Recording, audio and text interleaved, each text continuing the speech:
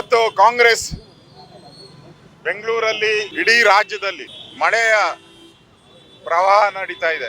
ಇಡೀ ಬೆಂಗಳೂರು ಜಲಾವೃತ ಆಗಿದೆ. ಮುಳುಗುತ್ತಿರುವ ಬೆಂಗಳೂರು ಮಾಧ್ಯಮದಲ್ಲಿ ಚಿತ್ರಣವನ್ನ ನಾವು ನೋಡ್ತಾ ಇದ್ದೀವಿ.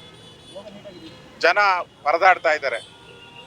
ಕಾಂಗ್ರೆಸ್ ಅವರು ಇದೆಲ್ಲವನ್ನ ಬಿಟ್ಟು ಬಳ್ಳಾರಿಯಲ್ಲಿ ಸಮಾವೇಶ ಮಾಡ್ತಾ ಇದ್ದಾರೆ.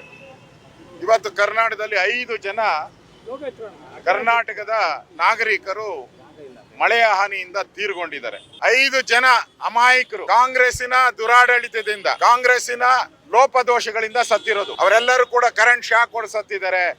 ಮಳೆ ಗೋಡೆ ಬಿದ್ದು ಕೊಚ್ಕೊಂಡು ಹೋಗಿದ್ದಾರೆ. ಇದೆಲ್ಲ ನಿಮ್ಮ ಅನಾಹುತದಿಂದ ಸಾತಿರೋದು.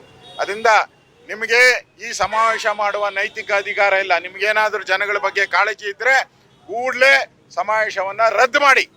ಇಲ್ಲ ಅಂತ ಹೇಳಿದ್ರೆ ಜನದ ವಿರುದ್ಧವಾದಂತ ಜನರ ಸಮಾಧಿ ಮೇಲೆ ಇವತ್ತು ನೀವು ಸಮಾವೇಶವನ್ನ ಮಾಡ್ತಾ ಇದ್ದೀರಾ.